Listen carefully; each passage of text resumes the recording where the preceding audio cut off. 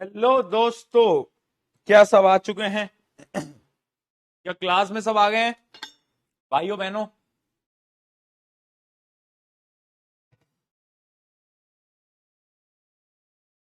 जल्दी से बता दो चैट के अंदर, क्या सब आ गए हैं?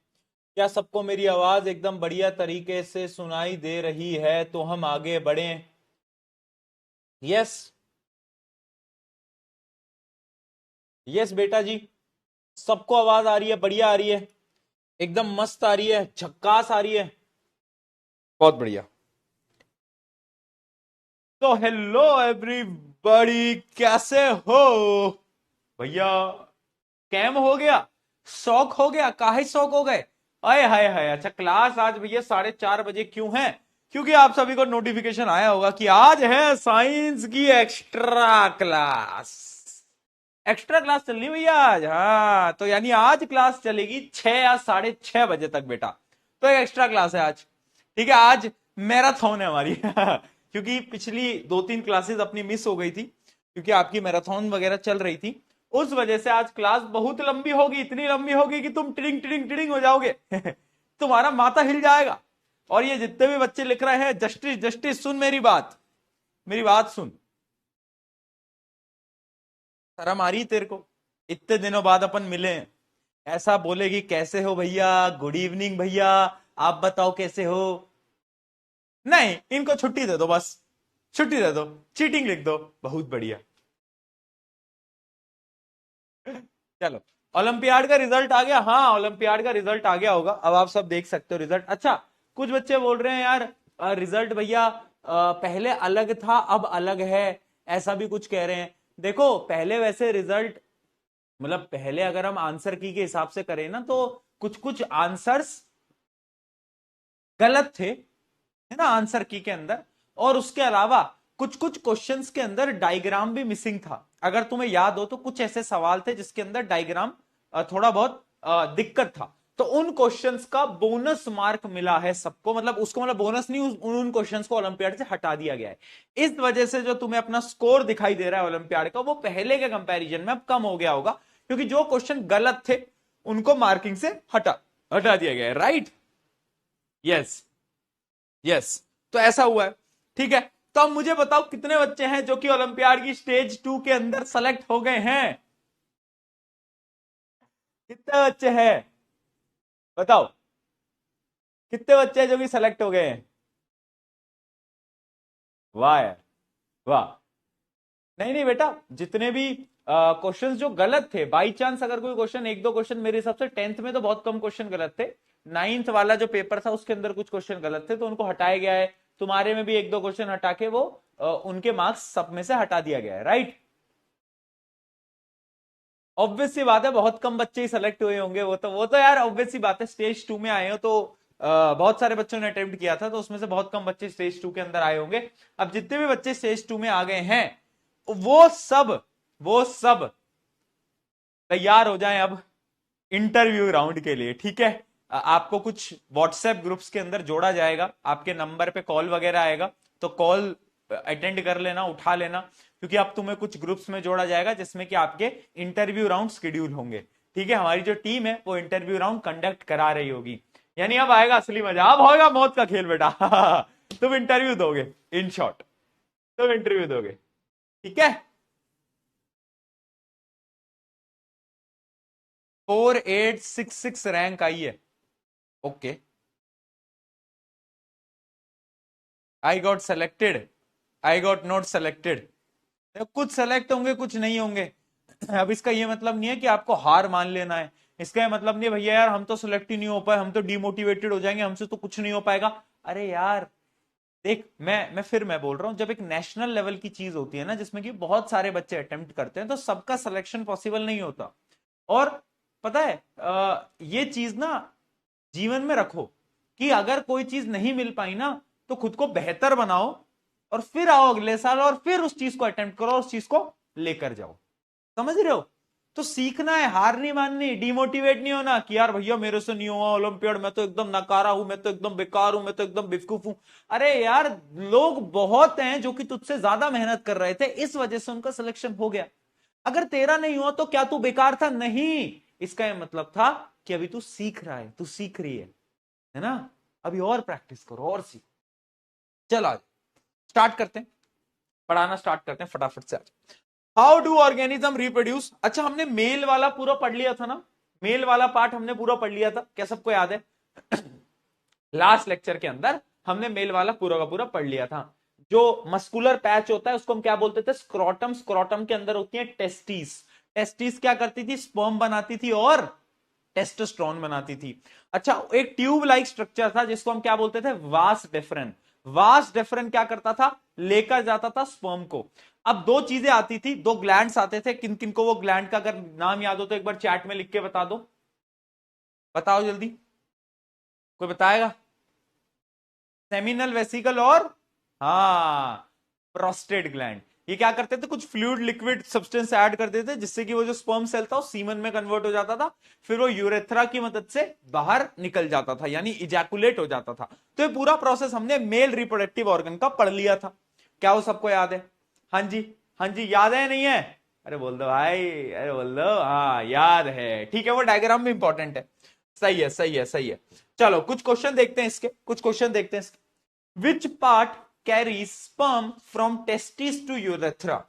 कौन सा ऐसा पार्ट है बेटा जो कि कैरी करता है? वो है, बोलो, वास डेफरेन। राइट। कुछ क्वेश्चन देखते चलते हैं इसके फटाफट से, है ना? अपने अपने लास्ट क्लास में क्वेश्चन प्रैक्टिस नहीं करी थी आई गेस, जितना मुझे याद है।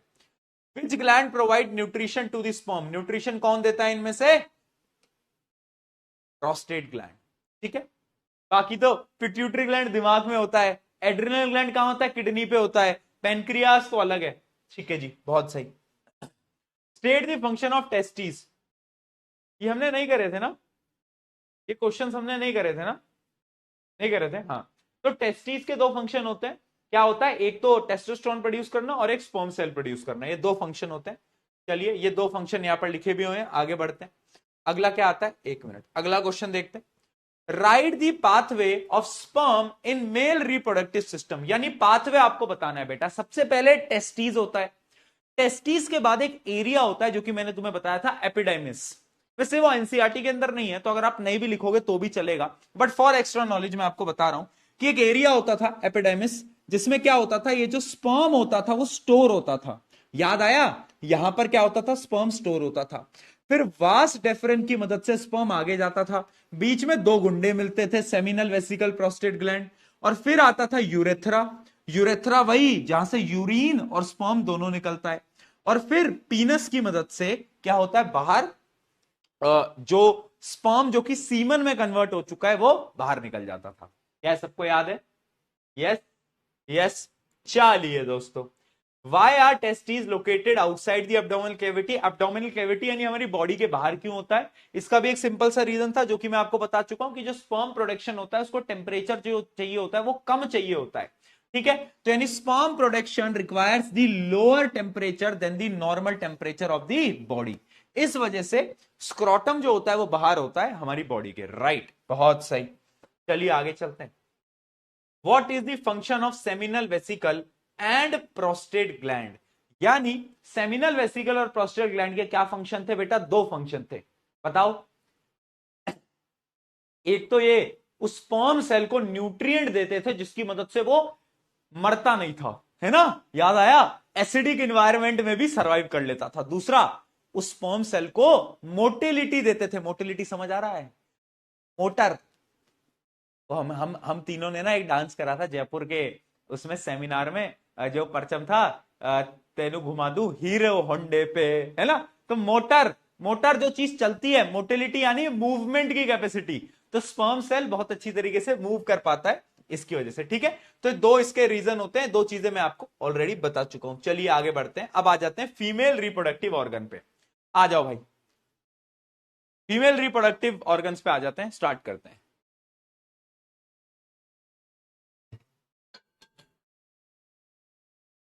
करें जी स्टार्ट?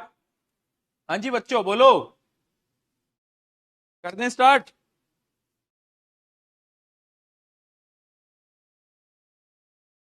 बहुत बढ़िया, कर दें। चलो यस भैया कर दो।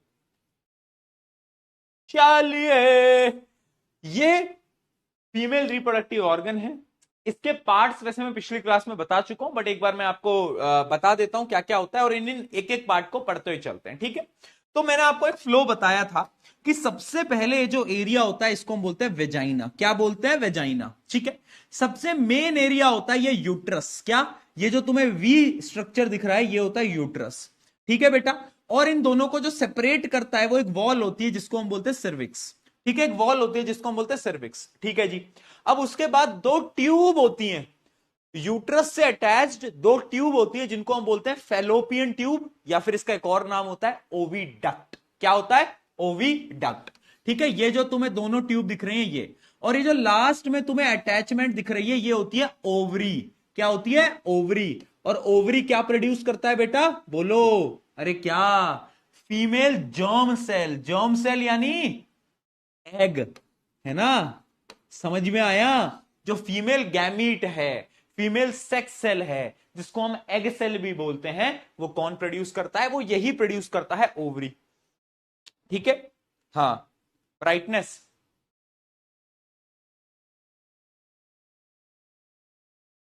ठीक है।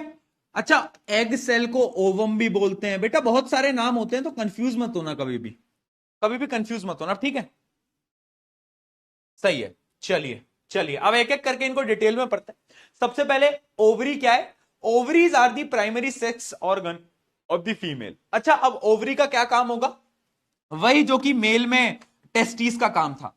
एक काम तो इसका बड़ा सिंपल सा है, जो कि है प्रोडक्शन ऑफ फीमेल गैमीट। यानी ओवम को कौन प्रोड्यूस करेगा? ओवरी प्रोड्यूस करेगी। वो तो बहुत बेसिक सा काम है। इसके अलावा इसका एक और काम है भाई। क्या? वो तुम्हें याद है पिछले चैप्टर के अंदर कंट्रोल कोऑर्डिनेशन के अंदर फीमेल सेक्स हॉर्मोन्स हुआ करते थे? याद आ रहा है कुछ? फीमेल सेक्स हॉर्मोन्स जैसे कि एस्ट्रोजन और प्रोजेस्ट्रोन, तो उनको कौन रिलीज कराएगा? उनको भी यही ओवरी रिलीज कराती है। ठीक है। तो इसके भी दो काम, एक तो हार्मोन और एक तो बोलो क्या? गैमीट, है ना, यानी जो फीमेल सेक्स सेल होते हैं, राइट? ओके जी, ओके जी, ओके ओके ओके।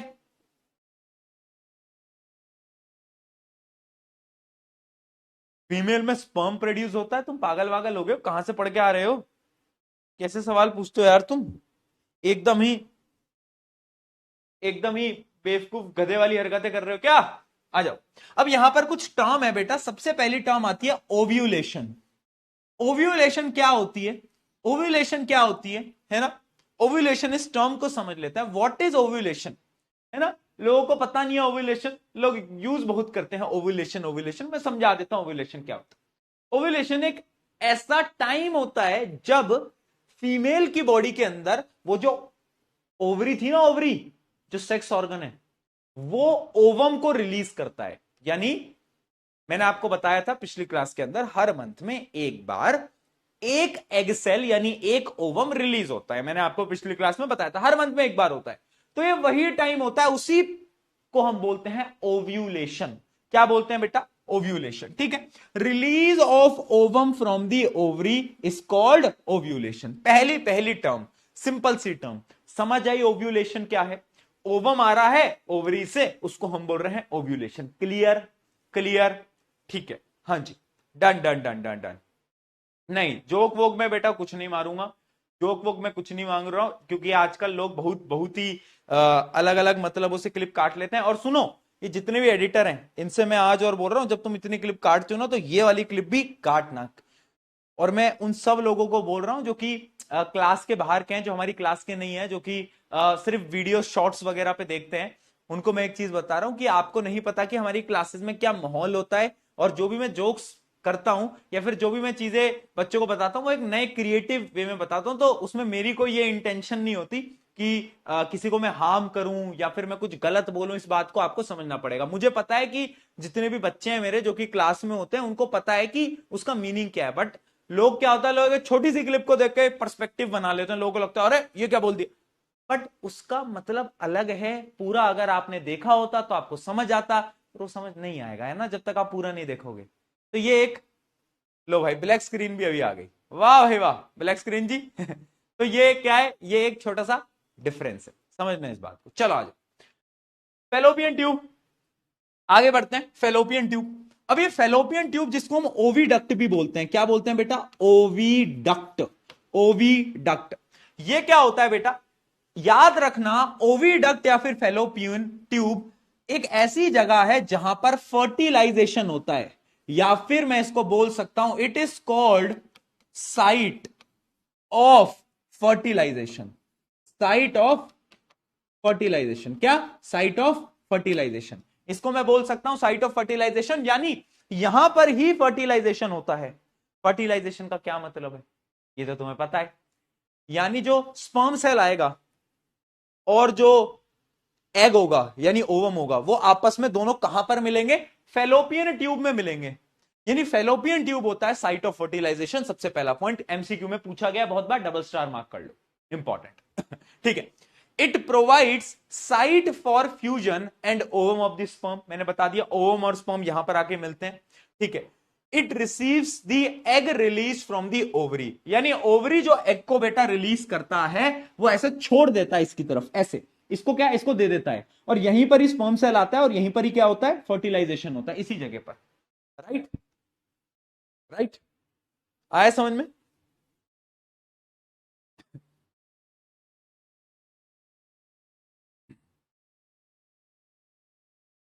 ठीक है, बहुत बढ़िया, ये चीज समझ में आ गई। चलो आगे बढ़ते हैं। अब आता है यूट्रस। अब ये यूट्रस ना सबसे इंपॉर्टेंट है, क्यों? इसका मेन काम क्या है बेटा? हम धीरे धीरे पढ़ेंगे भी, बट इसका मेन काम क्या है? Supports the development of fetus, it muscular wall help in child birth. अब मैं आपको जो बताने चाह रहा हूं वो आपके दिमाग को खोल के रख देगा बेटा, समझना। ये है फीमेल रिप्रोडक्टिव ऑर्गन। ध्यान रखना बेटा, अब तुम एक बार प्रोसीजर समझ लो पूरा का पूरा कि कैसे हो रहा है रिप्रोडक्शन। यहां से आ रहा है स्पर्म सेल, यहां से आ रहा है स्पर्म सेल। अब बहुत सारे स्पर्म सेल थे, जो भी रेस जीतता है वो स्पर्म सेल मान लो यहां फेलोपियन ट्यूब में, और यहां पर क्या था? यहां पर एग था, और दोनों फर्टिलाइज हो जाते हैं। अच्छा मुझे बताओ, जब फर्टिलाइजेशन होता है तो क्या बनता है? जाइगोट। जाइगोट के बाद क्या बनता है बेटा? पहले तो बनता है जाए, फिर क्या बनता है बताओ? एम्ब्रियो। फिर क्या बनेगा? और ये यहीं पर ही हो रहा है, अभी भी फेलोपियन ट्यूब में ही हो रहा है। एम्ब्रियो धीरे धीरे डेवलप करेगा, और पता है क्या होगा? ये एम्ब्रियो को पुश करेगा बाहर की तरफ, पुश करेगा बाहर की तरफ, और ये एम्ब्रियो यहां पर जुड़ जाएगा। कहां पर? यूट्रस पे। यानी यूट्रस की वॉल से ये ग्रोइंग एम्ब्रियो अटैच्ड हो जाएगा, और ये एम्ब्रियो ग्रो करके ह्यूमंस के अंदर एक नया नाम इसको मिल जाता है, जिसको हम बोलते हैं फीटस, जो कि हमने यहां पर लिखा भी है। It support the growing fetus. क्या? फीटस। ठीक है, तो यानी एम्ब्रियो से क्या कन्वर्ट होता है? एम्ब्रियो से फीटस के अंदर कन्वर्ट होता है, और वो यहां पर आकर क्या होता है? जुड़ जाता है। क्या बात समझ में आई? क्या बात समझ में आई? यानी फर्टिलाइजेशन हुआ, जाइगोट बना, एम्ब्रियो बना, एम्ब्रियो बाहर निकलने लगा, एम्ब्रियो ये जो यूट्रस की वॉल है ना, इसके ऊपर जुड़ जाता है, जुड़ जाता है। और इस प्रोसेस को हम इम्प्लांटेशन भी बोलते हैं। क्या बोलते हैं? इम्प्लांटेशन। डेफिनेशन दिखा दूंगा। यानी ये जो ग्रोइंग एम्ब्रियो है वो इस पे इम्प्लांट हो जाता है। इम्प्लांट यानी जुड़ जाना, है ना? तो इसकी वॉल्स पे जुड़ जाता है, ठीक है, और ये ग्रो करता है और ये बनता है फीटस, और फीटस बाद में बनता है बेबी, है ना, यानी चाइल्ड। ठीक है, बेबी यानी चाइल्ड, यानी जो चाइल्ड है, जो बच्चा है, वो यहीं से ही जन्म हो रहा है। तो यहां पर बेटा मैं आपको एक बड़ी ही अनोखी चीज बताना चाहूंगा कि अगर आपकी मम्मी अब आपको ताना मारे कि मैंने तेरे को 9 महीने पेट में रखा है, तो आपके पास एक नई टेक्नोलॉजी आ चुकी है, आपके पास एक नई नॉलेज आ चुकी है कि मम्मी देखो, पहली बात तो आपने मुझे पेट में नहीं रखा है, आपने मुझे यूट्रस के अंदर रखा है। Child grows in uterus, not in stomach. तो यूट्रस में तुम ग्रो हुए हो, उसके बाद तुम बाहर आए हो।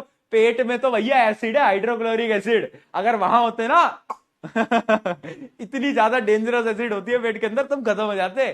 तो तुम कहां थे? तुम यूट्रस में थे, पेट में नहीं थे, पहली बात तो क्लियर कर लेना आपसे, ठीक है? यस, ठीक है, धोखा हुआ है भैया बचपन से।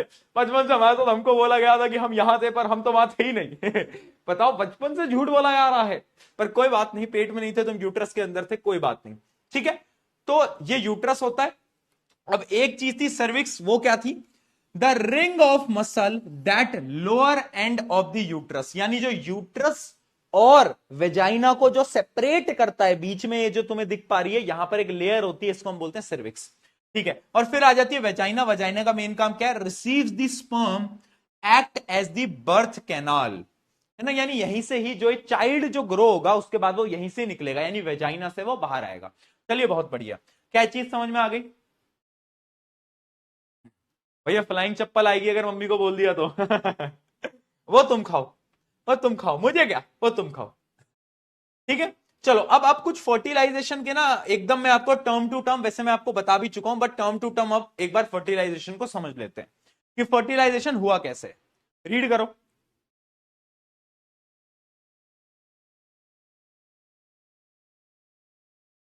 सबसे पहले याद रखना, fusion of male gamete and female gamete is called fertilisation. ठीक है, after copulation millions of sperm are release during ejaculation, यानी जब मेल इजैकुलेट करता है तो बहुत सारे मिलियंस में स्पर्म सेल आते हैं, कहां पर? वेजाइना के अंदर। अब वो स्विम करने लगते हैं, भैया तैरना जानते, तुमको भी नहीं आता तैरना बट इनको तैरना आता है। ठीक है, sperm swims towards the egg with the help of their tail, tail की मदद से भागने लगते, स्विम करने लगते हैं। ओनली वन स्पर्म, आए हाय हाय क्या रेस लगी है, only one sperm will fertilise the egg, सिर्फ एक स्पर्म सेल एग को फर्टिलाइज करेगा। ठीक है, the fertilised egg will move towards the uterus, पहले जाइगोट बनेगा, जाइगोट से एम्ब्रियो बनेगा, एम्ब्रियो से फीटस बनेगा। ये पूरी चार्ट मैं आपको बता चुका हूं। भैया फीटस क्या है?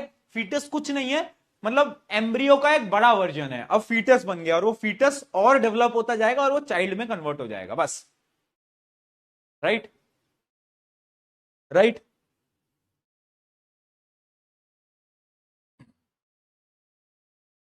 ठीक है,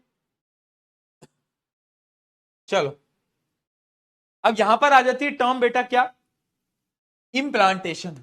इम्प्लांटेशन क्या है? Implantation is the only attachment of the early embryo to the uterine lining, यानी वो जो यूट्रस था ना, वो जो वी शेप था ना यूट्रस का, वो जो वी शेप था यूट्रस का, उसमें जो एम्ब्रियो है ना, ग्रोइंग एम्ब्रियो, जब वो जुड़ता है उसको हम बोलते हैं क्या? बोलो, इम्प्लांटेशन। अब पता है, ये जो यूट्रस की जो वॉल होती है ना, इसमें एक लाइनिंग होती है, उस लाइनिंग का एक नाम होता है जो कि तुम्हें याद रखना है। उस लाइनिंग को हम बोलते हैं endometrium. Very important, very important, तुम्हें यह याद रखने की जरूरत नहीं है। ब्लास्टोसाइड इसको हटा दो, ये सिलेबस में नहीं है, but endometrium is the inner lining of the uterus wall, यानी यूट्रस वॉल की जो अंदर की लाइनिंग है ना, जहां पर एम्ब्रियो आकर जुड़ जाएगा, उस लाइनिंग को हम बोलते हैं एंडोमेट्रियम। क्या बोलते हैं बेटा? एंडोमेट्रियम। ठीक है, ठीक है, बहुत बढ़िया। तो यहां पर तुम देख सकते हो, जैसे कि पहले एग था, एग बड़ा होता गया, फिर उसके बाद देखो फीटस में कन्वर्ट हो गया, यानी 4 वीक के बाद, यानी 1 महीने में फीटस में कन्वर्ट हो जाता है। फिर 10 वीक में आप फीटस देखो कितना ग्रो कर गया है, फिर आप देखो 16 वीक में और ग्रो कर गया है, और 20 वीक में आप देखो कितना ज्यादा ग्रो कर गया है। तो ऐसे ग्रोथ आगे बढ़ती जाती है राइट टाइम के साथ साथ। अब सवाल यह आता है कि भैया ये जो फीटस है ये ग्रो कैसे हो रहा है? बताओ, बताओ, एक बार सोचो, फीटस ग्रो कैसे कर रहा है? कोई सोच सकता है? कोई सोच सकता है fetus, how fetus is growing भाई? तो देखो भैया, जब भी तुम्हें भूख लगती है तो तुम क्या करते हो? मान लो घर पे कोई है नहीं, तो तुम जोमेटो स्विगी वाले भैया को फोन मिलाते हो, यानी ऑर्डर करते हो और बोलते हो कि भैया हमारे घर पे खाना लिया आओ, तो खाना आ जाता है घर में। सिमिलरली ये जो छोटा सा बच्चा है, ये जो पेट के अंदर है, पेट नहीं सॉरी यूट्रस के अंदर है, ये यूट्रस में से फोन मिलाता है, हेलो हेलो हेलो जोमेटो वाले भैया, खाना भिजवा दोगे? हमको ना ग्रो होना है, तो हमको थोड़ा सा ग्रो करवा दो प्लीज। क्या खाने में? एक नान मंगवाना और वो दाल मखनी हो जाती तो ऐसे करता है क्या छोटा सा बच्चा? है यूट्रस में से फोन मिला रहा है जोमेटो स्विगी पे, ऐसा तो नहीं कर सकता। तो हमारी बॉडी में, यानी फीमेल बॉडी, हमारी क्यों बोल रहा हूं, फीमेल बॉडी में एक चीज होती है, एक स्पेशलाइज्ड जोमेटो स्विगी होता है जिसका नाम होता है प्लेसेंटा। जो काम हमारे लिए जोमेटो स्विगी करता है वो उस छोटे से बच्चे के लिए प्लेसेंटा करता है। कौन? प्लेसेंटा। नाम याद रखना, प्लेसेंटा। ये कौन है? ये जोमेटो स्विगी है भैया, है ना। ये बच्चों के लिए जोमेटो स्विगी है जो बच्चों के लिए जोमेटो स्विगी है वो प्लेसेंटा। तो याद रखना what is placenta. Embryo grows inside the mother's womb, womb यानी वो एरिया जहां पर बच्चा ग्रो कर रहा है, ठीक है, and get nourishment from the mother's blood through the tissue called placenta. यानी प्लेसेंटा क्या है, एक टाइप का टिश्यू है जिसका मेन काम क्या है, चाइल्ड को न्यूट्रिशन देना, चाइल्ड को न्यूट्रिशन देना। वो कहां से देगा न्यूट्रिशन, मदर के ब्लड में से, मदर के खून में से भैया, हाँ मदर के खून में से। यानी जब आपकी मम्मी कह रही खून का रिश्ता है तो एकदम ट्रू है बेटा, उन्हीं के खून से तुम बड़े हुए हो, तो बहुत जरूरी बात है। ठीक है जी। अब कैसे दे पाता है ये प्लेसेंटा, एंड मैं आज आपको बोल रहा हूं प्लेसेंटा का topic one of the most important topic है। प्लेसेंटा में से एक सवाल आपके पेपर के अंदर आपको दिखने वाला है। क्वेश्चन आता है व्हाई प्लेसेंटा इज इंपॉर्टेंट, या फिर क्वेश्चन आता है what is placenta and why it is very important. तो समझना, प्लेसेंटा के पास विलाय होता है। आपको याद है किसी को विलाय क्या होता है, किसी को याद है कि विलाय क्या होता है, बताओ जल्दी। हाँ भैया याद है, याद है, याद है। विलाय ना से फिंगर लाइक प्रोजेक्शन होते थे उसके अंदर, छोटे डॉन के अंदर, स्मॉल इंटेस्टाइन के अंदर, जो कि ना ब्लड के अंदर सारे न्यूट्रिशंस को ऑब्जॉर्ब कर लेते थे। याद आया, याद आया, याद आया बेटा, बोलो। हाँ बहुत बढ़िया, याद है भैया, हाँ हाँ। तो सिमिलरली विलाय ऑन प्लेसेंटा, यानी जो प्लेसेंटा होता है ना उसपे विलाय होता है, और याद रखना वो अंदर की तरफ होता है, यानी एम्ब्रियो की साइड में होता है, एम्ब्रियो साइड पे। मैं आपको समझाता हूं, जैसे कि आप ये देखो, ये आप देखो, ये क्या है, मान लो ये पूरा का पूरा यूट्रस है, बच्चा ग्रो कर रहा है, तो ये क्या है, ग्रोइंग एम्ब्रियो, ये अंदर वाली साइड क्या है, ग्रोइंग एम्ब्रियो। तो जो विलाय होगा ना बेटा वो ऐसे होगा, विलाय अंदर की तरफ होगा, यानी बाहर की तरफ नहीं होता विलाय, अंदर की तरफ होता है। क्या बात समझ में आई, बाहर की तरफ नहीं होता, अंदर की तरफ। ये मैं बार बार क्यों बोल रहा हूं, क्योंकि पूछा गया था एमसीक्यू के अंदर कि जो विलाय प्रेजेंट होता है प्लेसेंटा के पास वो कहां पर होता है, वो एम्ब्रियो की तरफ होता है या फिर मदर साइड पे होता है। तो हमेशा वो एम्ब्रियो की साइड पे होता है, ये आप बात याद रखना, इनर साइड पे होता है। बहुत बढ़िया, ठीक है। तो पहली चीज तो हमें ये समझ आ गया है ना, इसका काम क्या है, to increase the surface area, surface area को इंक्रीज करना। बहुत बढ़िया। अब इसके दो फंक्शन हम याद रखेंगे बेटा, इसके वही फंक्शन है जो कि जोमेटो स्विगी का फंक्शन है। पहला function, glucose and oxygen to pass from mother to the developing embryo. यानी सबसे पहले तो जो ग्लूकोज उसको चाहिए, जो ऑक्सीजन उसको चाहिए ग्रोइंग एम्ब्रियो को, वो प्रोवाइड कर देता है ना। हेलो जोमेटो वाले भैया, ग्लूकोज और ऑक्सीजन मिलेगा क्या, तो प्लेसेंटा आता है, बोलता है ले ले ले ले, जल्दी ले ले, जल्दी ले ले, जल्दी ले ले। ठीक है, ये हमें समझ में आ गई। अगला देखना, अगला देखना, waste to pass from embryo to the mother through placenta. यानी अब भैया अगर बच्चा है तो वेस्ट भी होगा, कार्बन डाइऑक्साइड भी रिलीज होगा, तो जितना भी वेस्ट प्रोडक्ट है उसको वो मदर के ब्लड में भेज देते हैं ताकि वो वेस्ट भी बाहर निकल सके। यानी न्यूट्रिशन लेना और वेस्ट निकालना दोनों कौन कर रहा है, प्लेसेंटा। तो placenta is the Zomato Swiggy, दोनों काम करेगा, खाना लाएगा भी और वेस्ट को लेके भी जाएगा। क्या बात क्लियर है बेटा,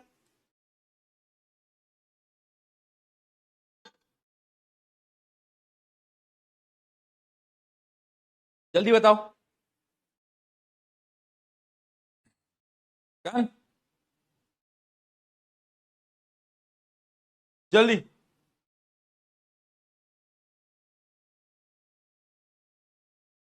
ठीक है, बहुत जल्दी, बहुत जल्दी। बच्चे अब आ रहे हैं क्योंकि अब 5 बज रहे हैं ना, तो बच्चों का बहुत सारा, हो साइंस की क्लास, साइंस की क्लास। बेटा नोटिफिकेशन ना ऐप के ऑन कर ले, 4:30, 4 बजे नहीं 3:30 बजे नोटिफिकेशन डलवा दिया था कि आज एक्स्ट्रा क्लास है, 4:30 बजे से स्टार्ट करेंगे, लंबा पढ़ेंगे। कहां कहां नींदों में है? किसके ख्यालों में कहां घूम रहे थे तब से, हैं भाई चिंटू मिंटू, अब आए हो तुम, वेलकम टू दी क्लास। बहुत चीजें हम पढ़ चुके हैं बेटा, लेट हो गए, क्या हो गए, लेट हो गए, हाँ ठीक है। आ गया समझ में, प्लेसेंटा का काम क्या है, ये दो फंक्शन प्लेसेंटा के याद रखना, very important, very very very very important, double triple star, सारे स्टार लगा लो। यहां तक की कहानी हमें क्लियर हो गई। अब पता है क्या होता है, अब मैं एक ऐसा टॉपिक बता रहा हूं जो कि देखो बेटा, पहली चीज, अब जो मैं टॉपिक पढ़ा रहा हूं हंसाई हंसना वसना नहीं है, ठीक है, और it is very important to know. आज की जनरेशन में क्या होता है, मतलब आज के, मुझे बड़ा शर्म आती है बोल के कि आज के समय पर भी कुछ टॉपिक्स को टैबू बना रखा है, यानी बात ही नहीं करते। जैसे कि अबाउट फीमेल मेंस्ट्रुएशन साइकिल, यानी पीरियड्स के बारे में बात नहीं करते है ना, सैनिटरी पैड्स के बारे में बात नहीं करते। ये चीजों को बड़ा ऐसे बना रखा है कि अरे क्या हो गया, ये क्या हो गया, मतलब इतना मुझे समझ नहीं आता कि आज हम इतने डेवलप हो चुके हैं, एक ऐसी जनरेशन हमारी चल रही है जिसमें कि हम खुल के बात कर सकते हैं, बट लोगों को यही नहीं पता कि मेंस्ट्रुएशन क्यों होता है, क्या ये नेचुरल है, कुछ नहीं पता लोगों को। एंड स्पेशली जब मैं बोल रहा हूं तो जो लड़कियां होंगी वो बड़ी एम्बेरस होंगी, है ना, थोड़ा सा लगता है, बट मैं ये बात लड़कों को बताना चाहता हूं कि तुम्हारे लिए समझना बहुत जरूरी है, क्योंकि आज नहीं समझोगे तो जीवन में कभी नहीं समझ पाओगे, है ना, कि एक लड़की इस समय पर किस पेन से गुजर रही होती है, उसका आइडिया हम नहीं लगा सकते, ये रियलिटी है और ये साइंस बोलती है। इसी वजह से ये जो टॉपिक है ना, ये मैं बहुत ध्यान से पढ़ाना चाहता हूं, तो इस टॉपिक में मैं हाथ जोड़ के बोल रहा हूं, बिल्कुल भी मुझे बकवास नहीं सुननी है चैट के अंदर, ठीक है, मेरे को बिल्कुल भी बकवास नहीं सुननी है, क्योंकि ये टॉपिक बहुत इंपॉर्टेंट है सबके लिए समझना, तो इसलिए ध्यान से समझ लो, है ना। मजाक मस्ती अपनी जगह पर बेटा, बट कुछ जो टॉपिक्स होते हैं वो बहुत इंपॉर्टेंट होते हैं हमारे लिए समझने के लिए। This is one of the most important topic, exam perspective से भी एंड तुम्हारे वेल बीइंग के लिए भी, यानी तुम सीखोगे यार, इतने बड़े हो गए हो, इतनी एक नई जनरेशन हमारी चल रही है, उसमें भी ऐसे टॉपिक पे बात ना करना मुझे बड़ी शर्मनाक चीज लगती है यार। अगर हम खुल के बात नहीं कर सकते तो फिर कोई फायदा नहीं है। आ जाओ, what happens if the egg fertilisation does not occur. अब समझते हैं होता क्या, कहानी क्या है ना बेटा, कि मैंने आपको बताया हर मंथ एग रिलीज हो रहा है, राइट और रॉन्ग, हो रहा है, ठीक है। अब क्या हो रहा है कि हर मंथ स्पर्म तो नहीं आ रहा, फर्टिलाइजेशन कब होगा, जब स्पर्म सेल आएगा, स्पर्म सेल आ ही नहीं रहा, ठीक। अब होता क्या है समझना बेटा, कि जैसे ही ये जो ओव्यूलेशन होता है, ओव्यूलेशन पता है ना, यानी एग रिलीज हो गया, जैसे ही बेटा एग रिलीज होता है ना, तो वो जो यूट्रस की लाइनिंग है ना, यूट्रस की, मैं आपको इमेज की मदद से समझाने की कोशिश करता हूं, ज्यादा ज्यादा इजी पड़ेगा आप सबको समझने के लिए। देखो होता क्या है कि जैसे ही यहां पर ओव्यूलेशन होता है, महीने में एक बार हो रहा है, ठीक है, जैसे ही होता है तो यार ये जो यूट्रस होता है ना, इसकी लाइनिंग मोटी होने लगती है, थिक होने लगती है। क्यों? ये खुद को प्रिपेयर करने लगता है। यूट्रस बोलता है अरे अरे अरे स्पर्म सेल आएगा, फर्टिलाइजेशन होगा, और फर्टिलाइजेशन के बाद क्या होगा, जो ग्रोइंग एम्ब्रियो होगा, जो ग्रोइंग एम्ब्रियो होगा वो आएगा मेरे पास, और मैं उसके लिए एक अच्छी जगह प्रिपेयर कर लेता हूं जिससे कि वो आराम से आकर अटैच्ड हो जाएगा।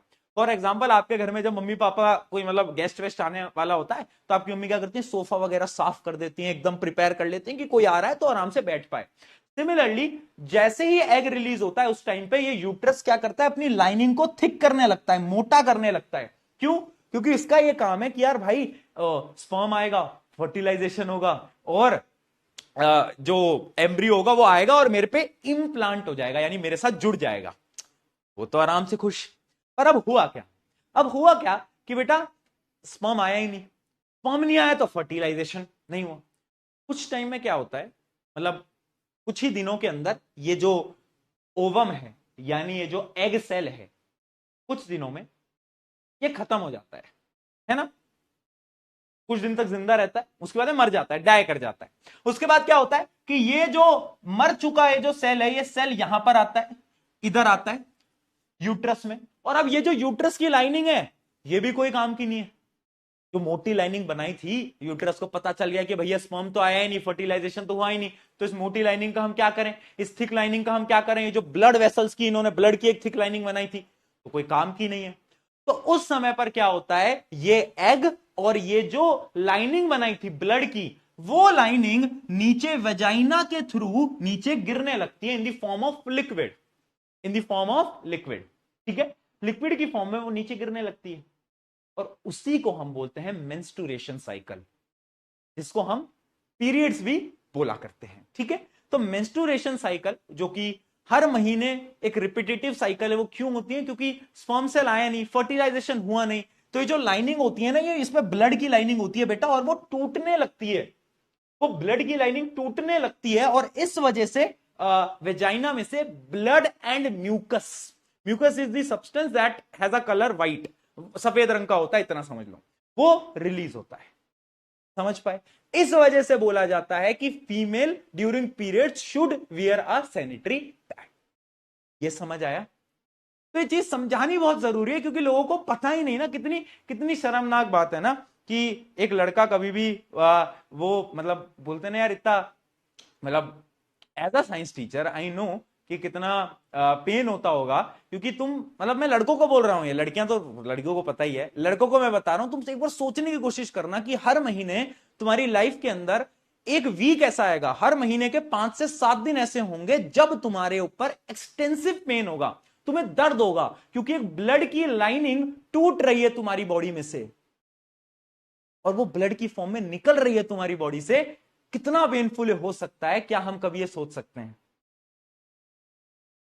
मतलब कितना कितना पेनफुल हो सकता है। तो hats off to all the female की, और ये साइकिल कई सालों तक चलती आती है एंड ये हर लड़की को अपनी लाइफ में झेलना पड़ता है ना। इस समय पर बहुत सारे मूड स्विंग्स भी होंगे, है ना, बहुत बार गुस्सा भी आएगा छोटी छोटी चीजों पे, जो कि बहुत नॉर्मल है। क्यों? क्योंकि इस समय पर बहुत सारे हार्मोनल चेंजेस हो रहे होते हैं तुम्हारी बॉडी के अंदर, ठीक है। तो बहुत सारे हार्मोनल चेंजेस की वजह से ये चीज बहुत ज्यादा इफेक्ट करती है काफी लड़कियों को, जो कि मुश्किल है, बट लड़कियां कॉप अप करती हैं। तो हेड्स ऑफ यार, तुम मतलब पूरी जिंदगी भर तुम इस चीज से निकालते हो ना, ये हर महीने, मतलब मैं तो नहीं सोच सकता यार कैसे कैसे ये पॉसिबल है, बट लड़कियां करती हैं, इस दुनिया की हर एक लड़की करती है। तो भाई सैल्यूट टू यू, क्योंकि हम लड़के तो नहीं इमेजिन कर पाते इतना पेन बर्दाश्त करना। But this is the reality, this is called menstruation cycle. I hope ये चीजें क्लियर हुई होंगी अब, ठीक है। चलो तो मेंस्ट्रुएशन को एक एक करके पढ़ते हैं बेटा। इनके बारे में ना लोग बात नहीं करते, बट मैं ये सही बोल रहा हूं, मतलब इसमें इतनी कॉमन चीजें अगर नहीं बताओगे तो सामने वाले को पता कैसे चलेगा यार, बताओ ना यार। ठीक है, आ जाओ, साइंस है पूरी की पूरी, साइंटिफिक बॉडी साइकिल है, आ जाओ। क्या हुआ था ये पूरी की पूरी डिटेल में याद रखना। The ovary releases 1 egg every month, ठीक है। फिर क्या होता है, जो यूट्रस होता है वो अपनी लाइनिंग को क्या कर लेती है, थिक कर लेती है, थिकनिंग ऑफ लाइनिंग हो जाती है। If the egg is not fertilised it live for about a day, यानी 1-2 दिन, मेनली 1 दिन होता है वो एग रहता है। उसके बाद and the uterine lining is no longer needed, यानी वो जो थिक लाइनिंग थी उसकी कोई जरूरत नहीं है। फिर क्या होता है, the lining then break down and expelled through the vagina as the blood and mucus, यानी वो वजाइना से नीचे निकल जाता है, जो कि मैं आपको पूरा का पूरा बता चुका हूं। This monthly cycle is known as menstruation cycle and typically last from 2 to 8 days, यानी 2 से 8 दिन हर महीने की ये साइकिल हो रही होती है। राइट राइट, चलिए चलिए, ये चीज समझ में आई बेटा। तो एक टेबल देख लो, ये टेबल देख लो, ये टेबल है कि, और ये टेबल पे सवाल आता है बहुत बार, तो इसको मैं डबल स्टार कर देता हूं। यार अगर बाय एनी चांस अगर स्पर्म सेल आ जाता है तब क्या होगा, और अगर नहीं आया तब क्या होगा। तो अगर नहीं आएगा तो टेबल देखना ध्यान से। अगर देखो, जब भी फीमेल ओवरी होगी तो वो एग को प्रोड्यूस करेगी, यूट्रस वॉल थिक हो जाएगी। अब मान लो अगर स्पर्म सेल नहीं आया तो कोई फर्टिलाइजेशन नहीं होगा, नो फर्टिलाइजेशन। तो उसके बाद क्या होगा, जो हमारी यूट्रस वॉल है वो नीचे गिरने लगेगी और मेंस्ट्रुएशन साइकिल स्टार्ट हो जाएगी। ठीक है, बहुत बढ़िया। और अगर एग फर्टिलाइज हो जाता है तो क्या हो जाता है, प्रेगनेंसी हो जाती है, यानी वो जाइगोट में कन्वर्ट होगा, जाइगोट एम्ब्रियो में कन्वर्ट होगा, ग्रोइंग एम्ब्रियो आके जुड़ेगा और वो ग्रो करेगा, यानी प्रेगनेंसी जनरेट हो जाती है वहां से। क्या ये साइकिल पूरी की पूरी हमें समझ आई है बेटा? एक बार चैट में पी के लिख के बता दो।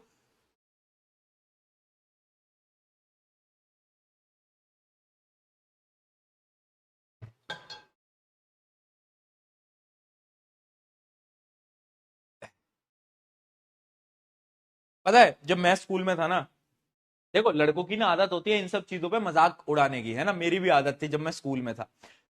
बिकॉज मेरे पास कोई ऐसा शायद टीचर नहीं था जो कि मुझे सिखा पाए कि यार ये चीजें कैसे होती है, क्या फिनोमिना है, मुझे मुझे नहीं किसी ने बताया। तो लड़कों की आदत होती है हर छोटी छोटी चीजों पे हम मजाक बनाते हैं, है ना। बट मेरा ये मानना है कि चलो मेरे को उस टाइम पे कोई ऐसा टीचर नहीं मिला, बट एटलीस्ट तुम्हारे साथ ऐसा ना हो, तुम लोगों को सारी चीजें डिटेल में पता होनी चाहिए, it is very important.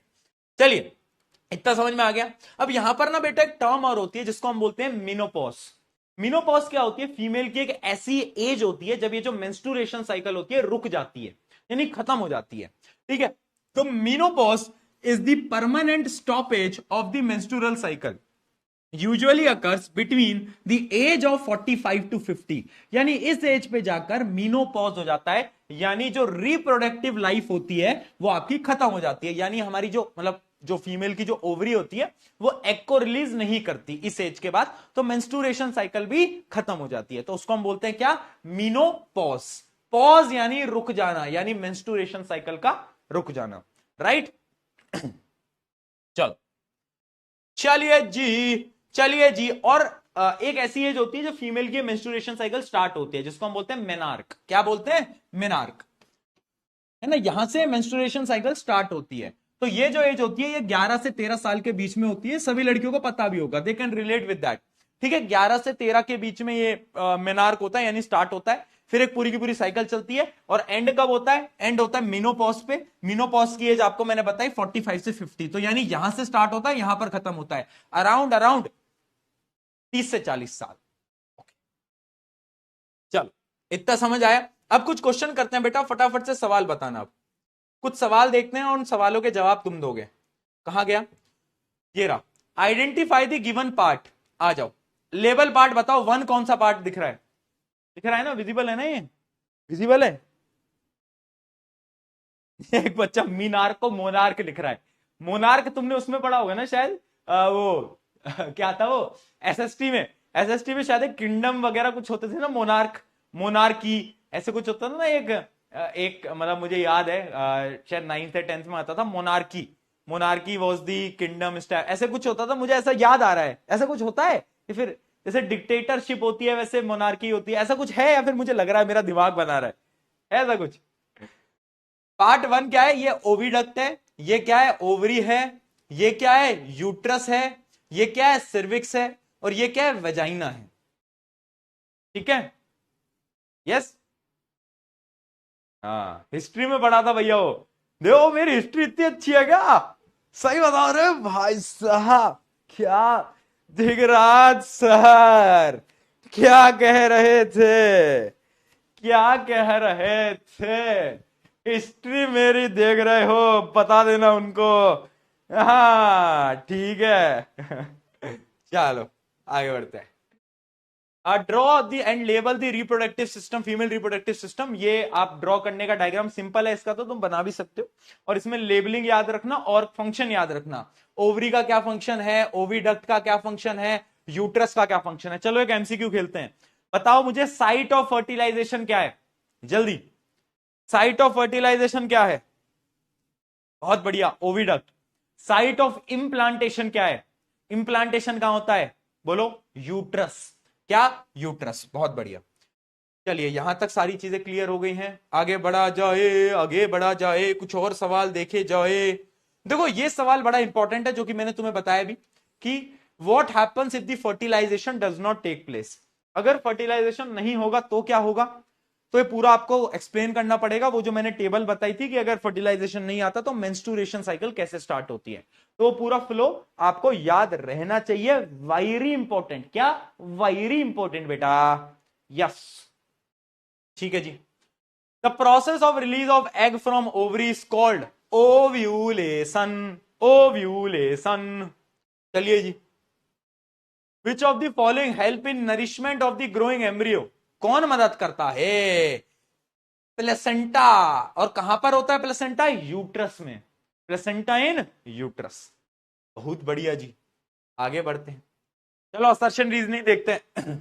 Fertilisation in human being usually take place in fallopian tube. क्या है बात सही है, क्या फर्टिलाइजेशन जो होता है वो फेलोपियन ट्यूब में होता है, एकदम भैया ये तो हमको मालूम है। Reason, fallopian tube provide the appropriate environment for the fusion of male gamete and female gamete. ये इसका सही उत्तर है, तो इसका आंसर आएगा ए। ठीक है बेटा, इसका आंसर क्या आएगा, ए आएगा, राइट।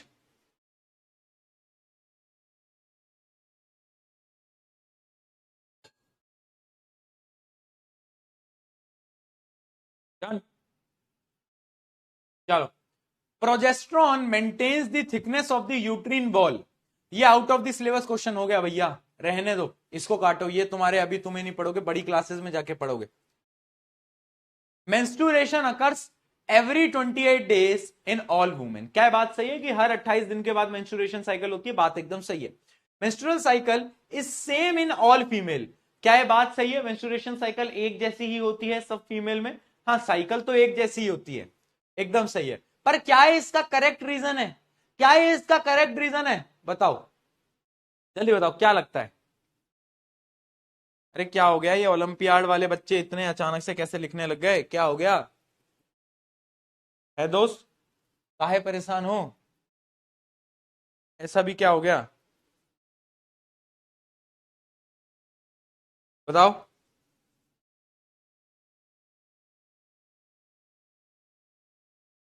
बोलो।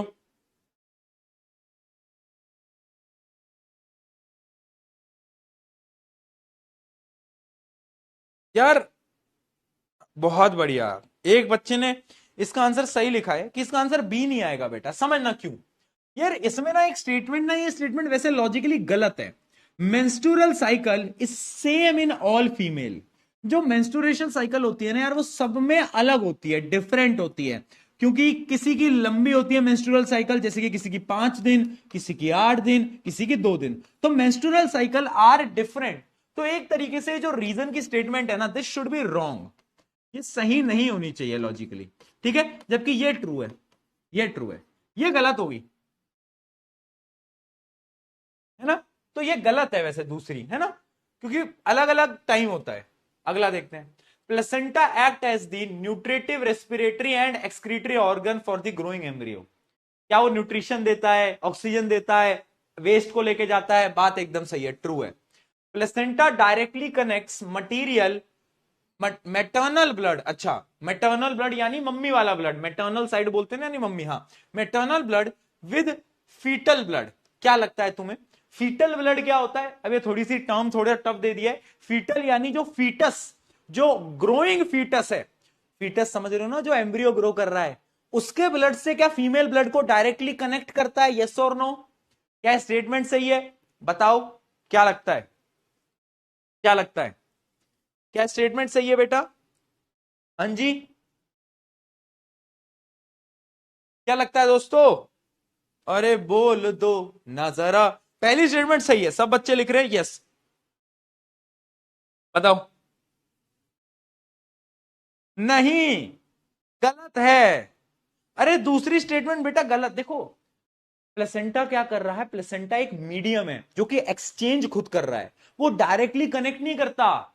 वो डायरेक्टली कनेक्ट नहीं करेगा। यहां पर शब्द लिखा है डायरेक्टली नहीं, वो बीच में एक मीडियम है जो विलाई की मदद से एक्सचेंज में मदद करता है, तो डायरेक्टली कनेक्ट नहीं करता। तो this statement is also false. ये बात हम याद रखेंगे, पहली वाली ट्रू है, ये फॉल्स है। Done, done. चलो कुछ और question. State the change that take place in uterus when implantation of embryo has occurred. यानी जब एम्ब्रियो आ जाता है तो यूट्रस की वॉल्स थिक होने लगती हैं, है ना, हाँ, न्यूट्रिशन देने लगती हैं, प्लेसेंटा आ जाता है उसके ऊपर, ठीक है। इसकी एक एक लाइन आप यहां पे देख सकते हो कि जब भी इम्प्लांटेशन के बाद क्या होता है। क्या लिखा है यहां पर, कहां गया, हाँ, इट इज कहा गया thickened of the wall of uterus. यानी सबसे पहले जो यूट्रस की जो वॉल होगी वो मोटी होने लगेगी बहुत ज्यादा, ठीक है। An intimate connection between the fetal membrane and uterine wall called placenta. यानी उसके बाद प्लेसेंटा बनेगा, सेकेंड स्टेप। पहले क्या होगा, वॉल थिक होगी, फिर उसके बाद क्या बनेगा, प्लेसेंटा बनने लगेगा, फिर उसके बाद क्या होगा, प्लेसेंटा एक्सचेंज कराता रहेगा मटेरियल्स को, अगर इंप्लांटेशन हुआ तो। और अगर इंप्लांटेशन नहीं हुआ तो क्या होगा, तो क्या होगा, वो जो यूट्रीन वॉल है वो शेड करने लगेगी, शेड ऑफ करने लगेगी, और मेंस्ट्रुएशन साइकिल स्टार्ट हो जाएगी। डन।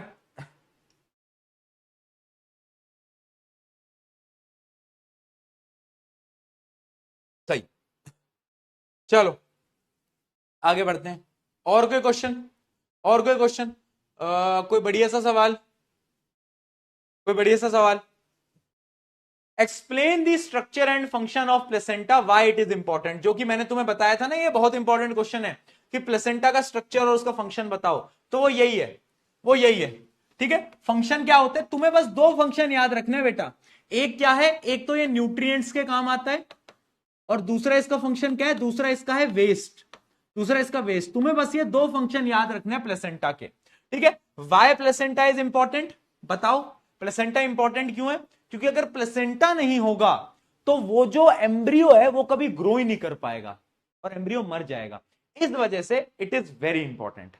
राइट राइट, सही है, ये चीज भी क्लियर हो गई। अच्छा, एक क्वेश्चन मैं तुम्हें वैसे होमवर्क भी दे रहा हूं, ये तुम खुद ढूंढ के लाना, ठीक है। एक मिनट, कहां गया, एक क्वेश्चन मैं तुम्हें होमवर्क दे रहा हूं, चलो मैं लिख ही देता हूं। तुम डिफरेंस सोचना, किसके बीच में डिफरेंस सोचना बेटा। जब फर्टिलाइजेशन होता है तो क्या बनता है, क्या बनता है बताओ। जाइगोट, जाइगोट और फीटस में, जाइगोट और फीटस में क्या डिफरेंस है, ये तुम सोच के लाना। 3 पॉइंटर तुम्हें खुद से सोचने हैं। मैं एक हिंट दे देता हूं बेटा, जाइगोट कब बना, फर्टिलाइजेशन के बाद, यानी जाइगोट के बाद बनता है एम्ब्रियो, और फीटस से पहले बनता है एम्ब्रियो। तो एक छोटा डिफरेंस तो यही हो गया, सोच के लाना है। 3 पॉइंटर्स ही आपका होमवर्क है एक तो, ठीक है। हाँ ठीक है, तो ये आप सोच के लाना, ये 3 पॉइंटर्स आप इसके बारे में रिसर्च करके लाना, दिमाग लगा के लाना, ठीक है जी। कहां गया, कहां गया, कोई बढ़िया सा सवाल दिखा दो, एक बढ़िया सा, कहां गया यार, कोई मिल ही नहीं रहा यार बढ़िया सा सवाल, भाई हद हो गई, हद ही हो गई, बताओ जी। चलो ये देख लेते हैं। Ria is a class 10 student who studied about the female reproductive system. She reads that the every month a egg is fertilized. यानी आपको पूरे का पूरा केस बेस्ड क्वेश्चन दे रखा है, डायरेक्टली क्वेश्चन पे आते हैं। In which part of the female reproductive system does fertilisation occur. पहला सबसे लल्लू सवाल, देखो जितना बड़ा सवाल उतना इजी सवाल। कहां होता है फर्टिलाइजेशन भैया, फैलोपियर ट्यूब यानी ओविडक्ट के अंदर होता है। What is implantation, attachment of the growing embryo to the walls of, wall का नाम क्या था, एंडोमेट्रियम, चलो अंदर मेट्रियम, ठीक है। Name the tissue that provides the nutrition and oxygen, placenta, placenta. What happens to the uterine lining if the fertilisation does not take place. अगर fertilisation नहीं हुआ, 100 बार बोल दिया भैया मेंस्ट्रुएशन साइकिल होगी, वो टूट जाएगी लाइनिंग, वो नीचे गिरने लगेगी, कितनी बार बोलूं यार। अगला, ये बड़ा अच्छा है, विच हार्मोन, ये तुम बताओ, which hormone is responsible for maintaining the uterine lining. क्या लगता है तुम्हें कौन सा हार्मोन होगा,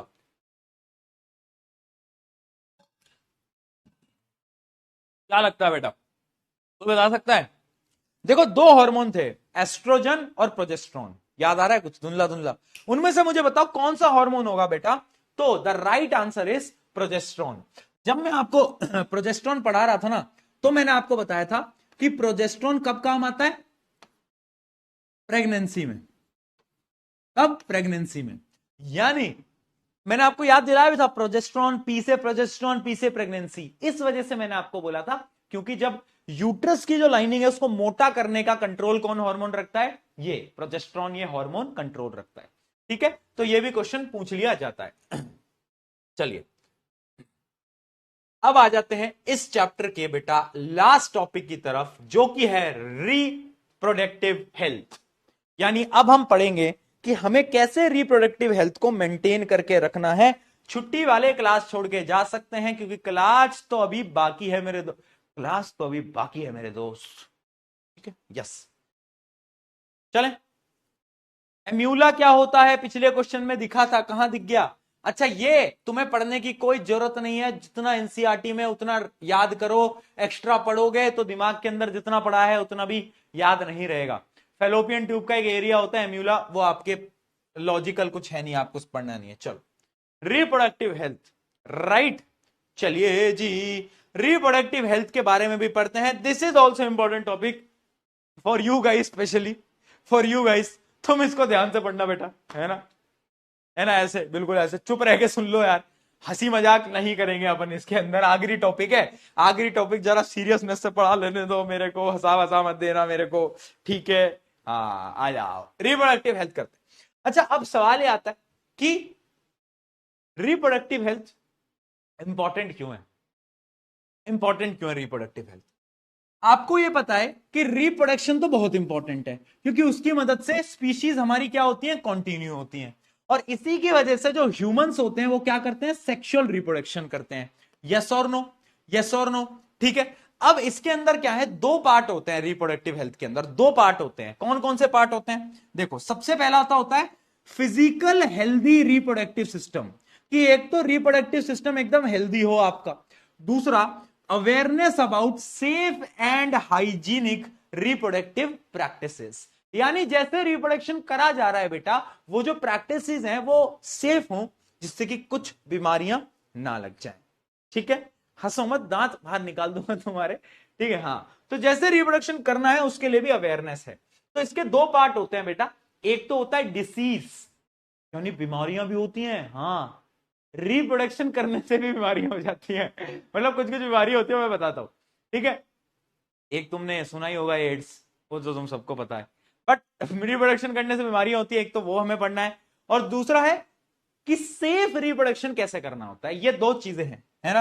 अब मुझे ये नहीं पता कि 10वीं क्लास के बच्चों को क्यों पढ़ाया जाता है, but reproductive health is very important.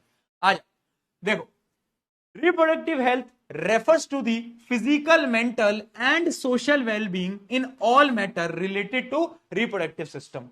अब यहां पर मैं डायरेक्टली आता हूं कि कौन कौन सी बीमारियां हैं, वो आपको पढ़ना बहुत इंपॉर्टेंट है। जैसे कि कहां गया भैया, अरे यार कहां गया, एक बात मुझे बताओ, मैंने तुम्हें प्यूबर्टी तो पढ़ा दिया था ना, प्यूबर्टी तो मैंने पढ़ा दिया था ना तुम्हें, है ना, प्यूबर्टी तो मैंने पढ़ा दिया था तुम्हें, ठीक है, हाँ पढ़ा दिया था।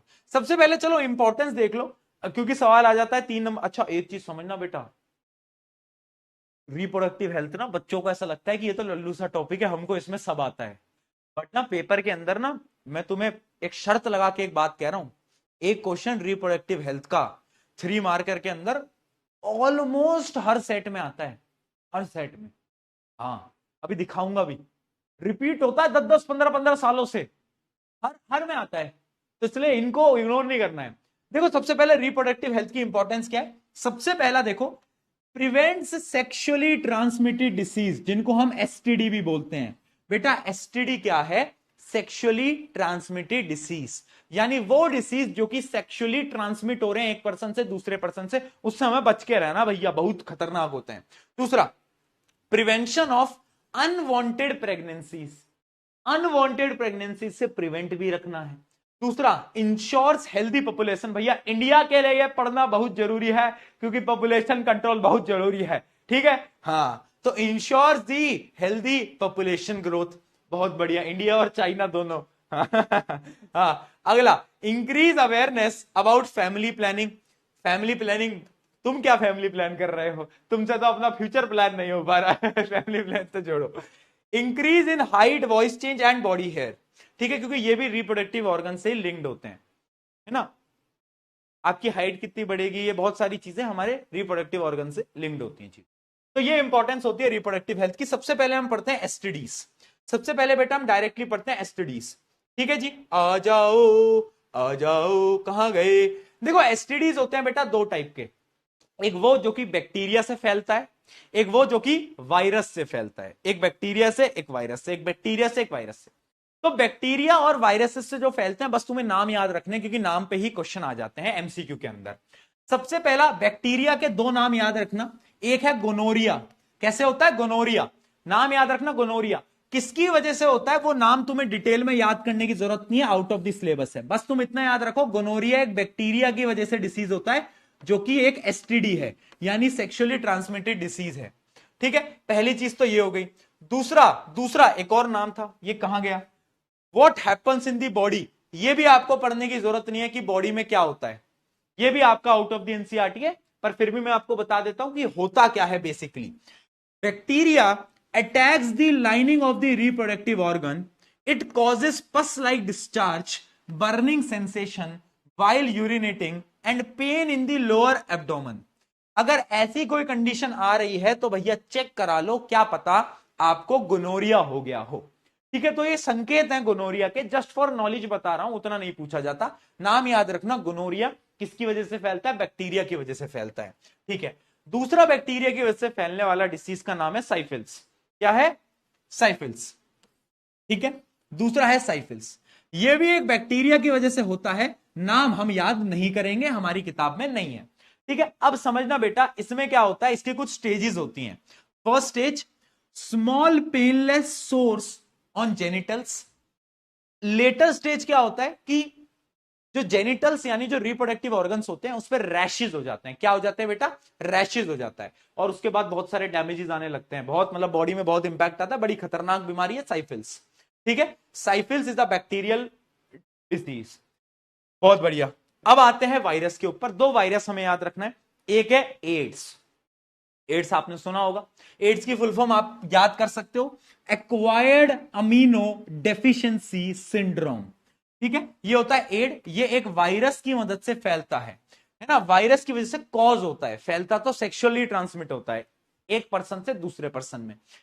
अब ये स्प्रेड कैसे होते हैं बेटा? ये डिसीजेस स्प्रेड कैसे होते हैं? ये स्प्रेड होते हैं अनप्रोटेक्टेड सेक्सुअल कॉन्टेक्ट की वजह से। अनप्रोटेक्टेड सेक्सुअल कॉन्टेक्ट समझाता हूं बेटा। बेसिकली होता क्या है ना, अगर कोई ऐसा इंसान है जिसको एड्स हो रखा है और उसका जो ब्लड है ना, ब्लड खून, वो तुम्हारे ब्लड से कांटेक्ट में आ जाएगा तो तुम्हें भी फैल जाएगा। अब ये सिर्फ सेक्सुअली ट्रांसमिट नहीं होते। मान लो तुम भैया के पास गए बाल कटवाने वाले में, उन्होंने एक रेजर वेजर लिया, वो होता है ना उस तरह लेते हैं, इस तरह। वो देखा, लड़के लड़के समझ पाएंगे, जैसे ऐसे करने का काम आता है। हाँ, तो वो लिया उन्होंने, और मान लो उसके अंदर जो ब्लेड है वो यूज्ड ब्लेड है, किसी और का ब्लेड है, किसी और का भी उससे ऐसे करा गया है, तो उसका ब्लड उस पर आ गया होगा। और अगर वो तुम्हारे ब्लड से कनेक्ट आ जाता है, मिक्स हो जाता है, तो तुम्हें भी एड्स हो सकता है। तो सिर्फ सेक्सुअली ट्रांसमिट नहीं होता, ऐसे भी हो जाता है ट्रांसमिट। ठीक है, एक नाम ये याद रखना। और एक होता है क्या? Genital herpes. Genital herpes. ठीक है, ये भी एक होता है जो कि वायरस की मदद से फैल रहा होता है। क्या बात क्लियर है? क्या बात क्लियर है?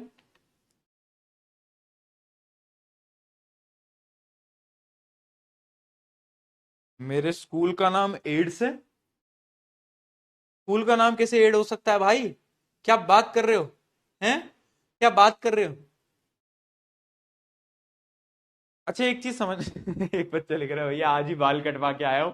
डरा दिया आपने बेटा अगर वो जो तुमने बाल कटवाया उसमें अगर ब्लेड हो और उससे किसी और का भी, तो भैया एड तुमको भी हो सकता है। बच के बच के बच के। अच्छा, ये जो जेनिटल हर्ब्स है ना, वैसे आपके सिलेबस में है नहीं, तो मैं आपको नहीं बोलूंगा एक्स्ट्रा इन्फॉर्मेशन याद करने के लिए। ठीक है, इसको कट कर दो भैया पहले पढ़ाते हो फिर बोलते हो कट कर दो आपके सिलेबस में जो दूसरा वायरल डिसीज है वो है जेनिटल वॉर्ट्स। वॉट्स है ना, क्या होता है वॉट्स? ठीक है, वॉट्स एक ऐसी बीमारी है जो कि वायरस की मदद से, वायरस की वजह से हो रहा होता है। ठीक है, मतलब एक वायरस होता है एचपीवी वायरस, शायद आपने नाम कहीं ना कहीं सुना होगा, है ना। एक वायरस होता है एचपीवी वायरस, उसकी वजह से बीमारी होती है। अगर वॉट्स आपके जेनेटिकल एरिया पे आ जाते हैं ना, जेनेटिकल एरिया यानी सेक्स ऑर्गन्स पे, तो ये बीमारी आप एक पर्सन से दूसरे पर्सन में ट्रांसफर हो सकती है। ठीक है, क्या चीज क्लियर है? बताओ, बताओ जल्दी। ठीक है, ये हो गया वायरल, यानी दो बैक्टीरियल, बैक्टीरिया के दोनों के नाम याद रखना, वायरल, वॉट्स और एड्स। उसमें क्या था, उसके भी दोनों नाम हम याद रखेंगे, गोनोरिया और साइफिल्स। ये नाम याद रखने क्योंकि ऑप्शंस में पूछा जाता है इनमें से कौन से बैक्टीरिया की वजह से हो रहे हैं, कौन से वायरस की वजह से हो रहे हैं। क्या चीज क्लियर है? आगे बढ़े, जल्दी बताओ। कहां गया भाई? यार इन्होंने वो नहीं दिए क्या? ओहो हो, कुछ स्लाइड में कुछ मिसिंग मिसिंग सा लग रहा है। दिक्कत कर दी भाई, ये तो दिक्कत कर दी। एक मिनट रुको, चलो मैं अभी आपको ये बता देता हूं। एक टॉपिक स्लाइड में है नहीं, एक टॉपिक स्लाइड में है नहीं, कोई बात नहीं। सुनो, अब ये जो एसटीडीज हैं इनसे प्रिवेंशन कैसे कर सकते हैं? तो सिंपल सी बात है यार, देखो कुछ मेथड्स होते हैं, कुछ मेथड्स होते हैं जिनको हम प्रिवेंशन मेथड बोलते हैं, जिनकी मदद से एसटीडी नहीं होगा। ठीक है, कुछ मेथड होते हैं, यानी अगर हम सेफ सेक्स करते हैं उसकी मदद से ये एसटीडीज रुक जाते हैं। ठीक है, वही सेफ सेक्स यानी कुछ प्रिवेंशन मेथड्स होते हैं, फोर, चार मेथड होते हैं। वो चारों मेथड में एक बार आपको दिखा देता हूं, उसकी स्लाइड मुझे लग नहीं रहा है या इसमें से मिस हो गई है, वरना मैं आपको डिटेल में बताता। कहां गया यार?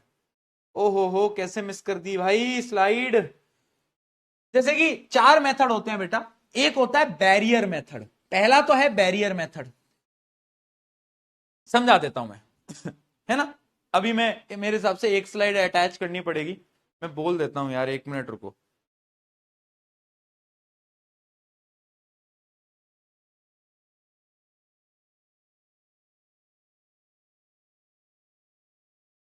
एक ना अर्जेंट चीज है, मैं अभी लाइव के अंदर हूं और मेथड्स ऑफ कॉन्ट्रासेप्शन जो है उसमें कुछ चीजें हैं नहीं, मतलब मेथड्स ऑफ कॉन्ट्रासेप्शन में सिर्फ चार के नाम लिखे हुए हैं, तो समझाया नहीं गया है विद डायग्राम। तो वो पूरी जो 2-3 पेज की एक स्लाइड है ना, वो मुझे चाहिए, तो मेरे को शेयर कर देना, मैं अभी ओपन कर लूंगा।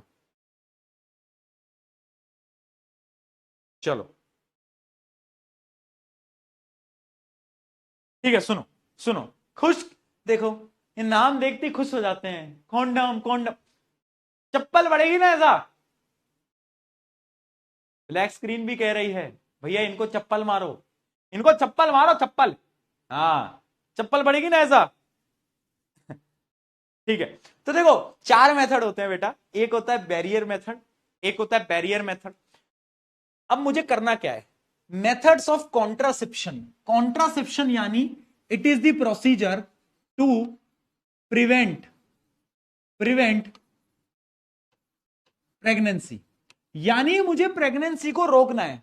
प्रेगनेंसी में कैसे रोकूंगा बेटा, ये बताओ। स्पर्म सेल और ओवम को मिलना नहीं चाहिए, अगर वो दोनों नहीं मिलेंगे तो क्या कभी कोई इंसान प्रेग्नेंट हो सकता है? क्या कोई फीमेल कभी प्रेग्नेंट हो सकती है? यस और नो? अरे यार, जब तक दोनों मिलेंगे नहीं तो कैसे हो सकता है? तो मेरा एक ही लक्ष्य है जीवन में कि भैया मुझे कॉन्ट्रासेप्शन यानी प्रोसीजर टू प्रिवेंट प्रेगनेंसी, मुझे प्रेगनेंसी को रोकना है। चार मेथड है, चार मेथड से मैं प्रेगनेंसी को रोक सकता हूं कैसे? पहला मेथड है, ये तुम्हें मुझसे ज्यादा ही पता है, खैर तुम बहुत होशियार हो, मेरे को मालूम है बहुत अच्छे से, पर फिर भी बेटा समझना।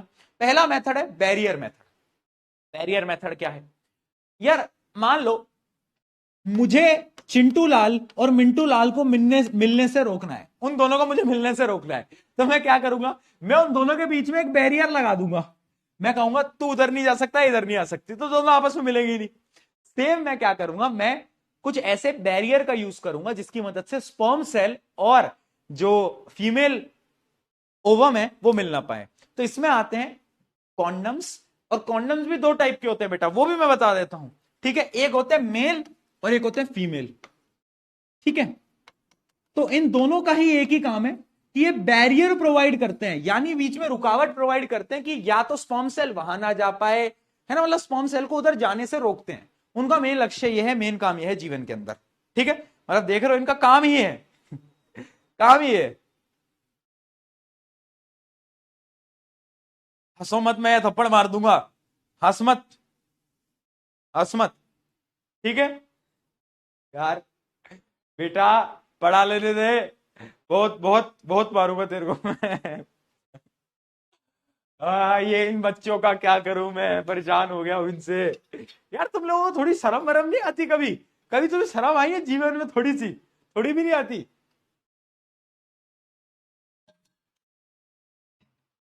उसको हम बोलते हैं क्या, बैरियर मेथड। ठीक है बेटा, फिर मैं भी बोल दूंगा तुम्हारे स्कूल के टीचर की तरह, इसको रीड कर लेना और खुद से पढ़ लेना, ठीक है? हाँ, तो पहला बैरियर मेथड। एक मेथड और होता है बेटा जो कि रिकमेंड नहीं किया जाता, है ना, पिल मेथड होता है। कुछ ना पिल्स आती हैं, जैसे कि आई पिल, नाम कहीं ना कहीं किसी ने अगर सुना हो तो, है ना, सुना है तो भाई बहुत गलत ही हो तुम लोग, पर ओरल पिल्स होती हैं। तो वो क्या करती है ना, वो फीमेल के अंदर, मतलब फीमेल को उनको लेना होता है, उससे क्या होता है, कुछ केमिकल हार्मोनल चेंजेस आते हैं, जिससे कि जो एग रिलीज होने वाला होता है ना फीमेल में, वो एग मर जाता है, रुक जाता है, यानी ओवुलेशन रुक जाती है। तो अगर एग ही रिलीज नहीं होगा, तो मान लो अगर स्पर्म सेल चला भी गया, स्पर्म सेल अगर क्या हो गया बेटा, चला भी गया, तो कुछ होगा ही नहीं, क्योंकि वहां फीमेल तो है ही नहीं ना, फीमेल गैमेट तो है ही नहीं। तो यानी अगर वो चला भी गया बेचारा, तो भी कुछ नहीं होने वाला, वो वहां मर जाएगा वो वहां मर जाएगा। देखो, जो फीमेल का जो रिप्रोडक्टिव ऑर्गन होता है वो बहुत एसिडिक होता है, तो स्पर्म ज्यादा टाइम सर्वाइव नहीं कर सकता, वो मर जाता है बहुत जल्दी। ठीक है, बहुत सही, ये चीज समझ में आ गया। अगला होते हैं, जिनमें से सवाल आते हैं, वो होते हैं सर्जिकल मेथड और आईयूसीडी। बताता हूं, सर्जिकल मेथड होते हैं बेटा दो टाइप के। अब अगर मुझे स्लाइड मिल जाती तो मैं तुम्हें विद डायग्राम बता देता, पर स्लाइड ही नहीं मिली यार। स्लाइड मिल जाए तो मैं तुम्हें विद डायग्राम समझा दूं यार।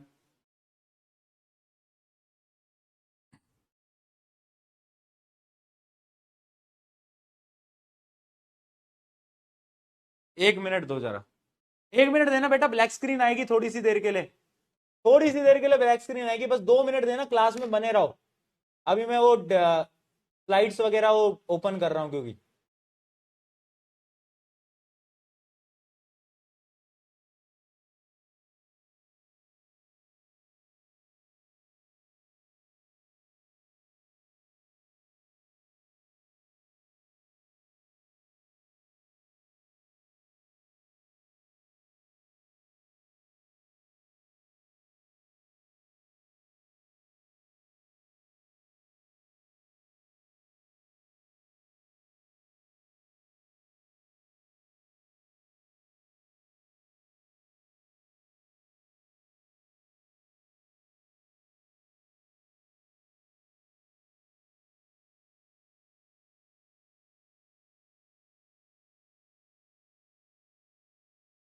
तुम्हें मेरी आवाज आ रही है? आवाज आवाज आ रही है तुम्हें मेरी?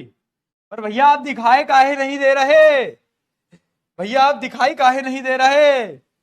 आवाज तो आ रही होगी ना तुम्हें मेरी? बस बस बस, रुक जाओ, जरा वेट कर लो यार, थोड़ा सा वेट नहीं हो पाता तुम लोगों से है? 2 मिनट का ब्रेक लिया हो, जाओ फटाफट से जाओ।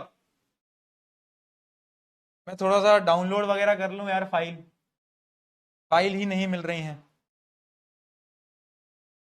यार। कैमरा ऑन करके करूंगा ना तो तुम लोगों का कोई भरोसा नहीं है मुझे, तुम सारे आईडी पासवर्ड सब कुछ देख लोगे ना, फिर तुम लोग गलत हो। इसलिए मुझे डर लगता है तुमसे, दिक्कत ये है, इसलिए मैं कैमरा बंद करके कर रहा हूँ।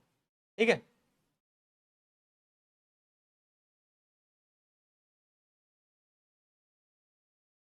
फाइनली वापस वी आर बैक बेटा, we are back, we are back, we are back दोस्तों, वी आर बैक, हम आ चुके हैं फिर से, हम आ चुके हैं दोस्तों। आ जाओ, आगे सारे।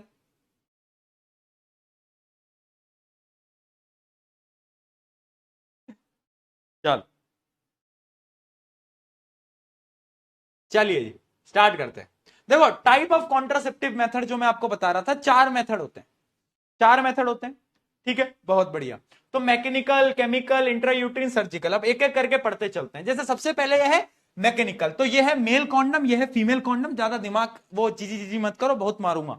ये मैं आपको डिटेल में बता चुका हूं। इनका मेन काम क्या है बेटा? इनका मेन काम है these work by preventing meeting sperm and ovum, इनका मेन काम यह है। बट पता है तुम्हें, सबसे बेस्ट मेथड भी यही है, क्योंकि ये इकलौता ऐसा मेथड है जो कि प्रेगनेंसी को तो रोकता ही है, वो तो करता ही है प्रिवेंट, बट उसके साथ साथ एसटीडी से भी प्रिवेंट करता है।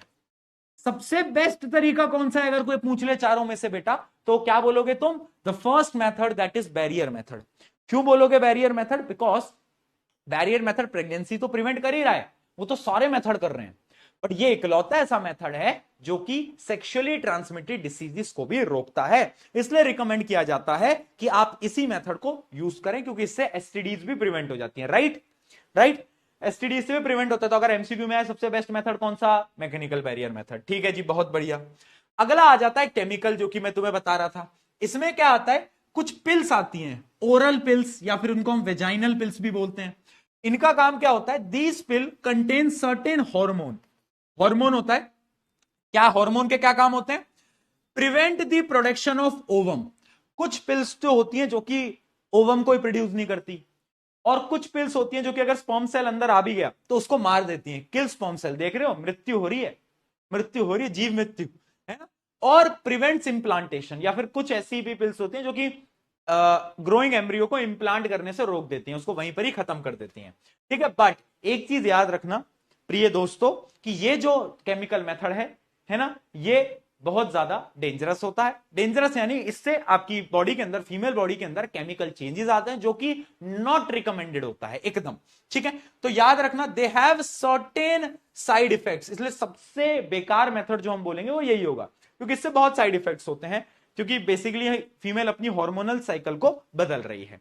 ठीक है, तो इस वजह से और इससे एसटीडी भी प्रिवेंट नहीं होते। इट कैनॉट प्रिवेंट एसटीडी, याद रखना। ठीक है, चलिए अब आता है आईयूसीडी। आईयूसीडी से पहले मैं आपको सर्जिकल मेथड बताता हूं, आ जाओ। अब ये जो सर्जिकल मेथड है ना बेटा, ये बड़ा ही खतरनाक ही मेथड है। इसमें हम क्या करते हैं, देखो दो प्रकार के होते हैं, एक होता है मेल का सर्जिकल मेथड, एक होता है फीमेल का सर्जिकल मेथड। अब हमें क्या है ना, इसमें हम क्या करते हैं, मेल वाला जो सर्जिकल मेथड है उसको हम बोलते हैं वेसेक्टोमी। नाम याद रखना, वेसेक्टोमी, क्या, वेसेक्टोमी, ठीक है, वेसेक्टोमी। अब इसमें हम क्या करेंगे, डायग्राम देखना, ये है मेल रिप्रोडक्टिव ऑर्गन। तुम्हें याद होगा ये वास डेफरेन वाली एक ट्यूब थी जो कि स्पर्म को लेके जाती थी। तो अब इसमें क्या करते हैं कि क्यों स्पर्म रिलीज ना हो, मतलब क्योंकि हमें प्रिवेंट करना है प्रेगनेंसी को, तो ये एक सर्जिकल मेथड है जो कि डॉक्टर्स परफॉर्म करते हैं। उसमें ये यहां से करके काट देते हैं, दोनों एंड को बांध देते हैं, दोनों एंड को बंद कर देते हैं बेटा। अब क्या होगा, यहां से तो बनेगा बट यहीं रुक जाएगा, तो यहां पर कुछ जा ही नहीं पाएगा, और जब जा ही नहीं पाएगा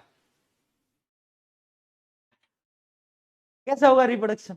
तो यानी इसमें वास डेफरेन को कट करके टाई कर देते हैं, इसी वजह से इसका नाम होता है वेसेक्टोमी, क्योंकि इसमें वास डेफरेन ट्यूब थी ना, हाँ वेसेक्टोमी, समझे। हाँ बेटा, नसबंदी समझ गया मैं, समझ गया यार, मैं इतने अच्छे तरीके से उसको समझाने की जरूरत नहीं थी तेरे को बेटा मोहित, नसबंदी बोलते हैं भैया उसको। भाई क्या एक बच्चा पूछ रहा भैया यहां पर स्पर्म कलेक्ट होगा तो ये फट नहीं जाएगा क्या, तू पागल आगल हो गया यार।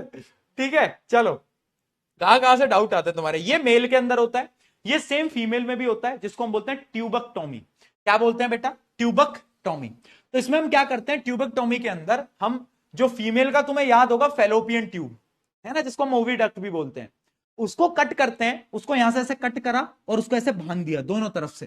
तो अगर मान लो एग प्रोड्यूस भी होगा तो यहीं रह जाएगा।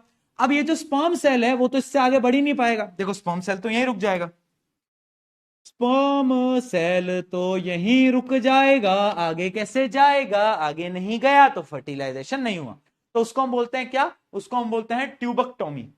ठीक है, ट्यूबकटोमी। ठीक है, तो fallopian tube is cut and two ends are sealed, दोनों को बांध दिया। तो ये हो गया सर्जिकल मेथड। इस पर सवाल आते हैं वेसेक्टोमी ट्यूबकटोमी के ऊपर कि क्या होता है वेसेक्टोमी, क्या होता है ट्यूबकटोमी, पता होना चाहिए। और एक लास्ट चीज आ जाती है जो कि हमारा IUCD.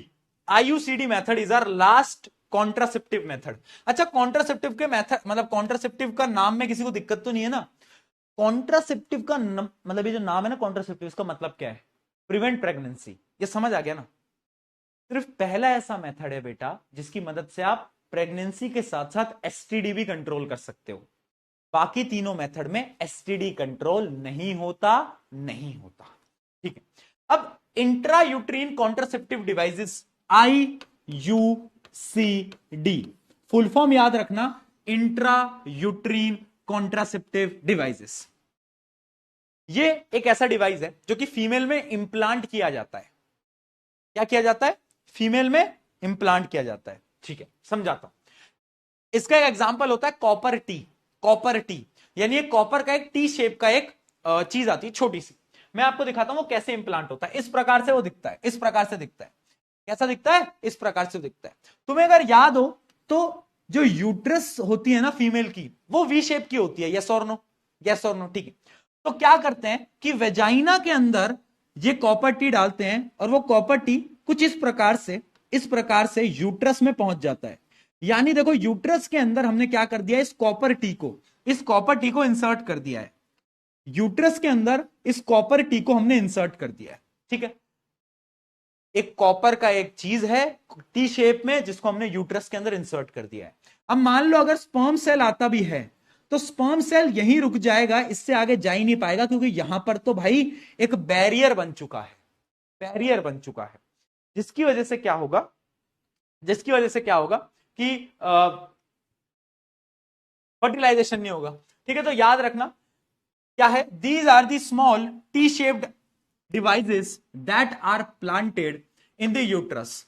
These are of two type, एक होती है कॉपर जो कि मैंने आपको बताया है ना, कॉपर IUCD है ना, इंट्रा यूट्रिन कॉन्ट्रासेप्टिव डिवाइसेस, इसमें क्या होता है, prevents the sperm from reaching the fallopian tube, यानी ये बीच में ही रोक देती है ना, प्रिवेंट्स द इम्प्लांटेशन, है ना, ये सर्मेसाइडल क्या होता है इसको भूल जाओ। तो यानी इसका मेन काम क्या है कि स्पर्म को वहां तक पहुंचने नहीं देना। बट याद रखना ये एसटीडी को प्रिवेंट नहीं करता, इससे भी एसटीडी हो सकता है, इससे भी एसटीडी हो सकता है। और एक होती है हार्मोनल आईयूसीडी, यानी इसके अंदर क्या होता है, ये कुछ मतलब हॉर्मोन्स बॉडी के अंदर ऐसे रिलीज कराए जाते हैं जिससे कि एग बनता ही नहीं है बॉडी के अंदर, है ना, एग बनता ही नहीं है ना। जबकि ये उतना डिटेल में आपको पढ़ने की जरूरत नहीं है, आप बस इतना याद रखो आईयूसीडी क्या है, इंट्रा यूट्रिन कॉन्ट्रासेप्टिव डिवाइसेस। इससे क्या होता है कि स्पर्म को ब्लॉक कर देते हैं, रोक देते हैं। क्या बात समझ में आई? अगर समझ में आई तो एक बार चैट में पीके लिख के बता दो।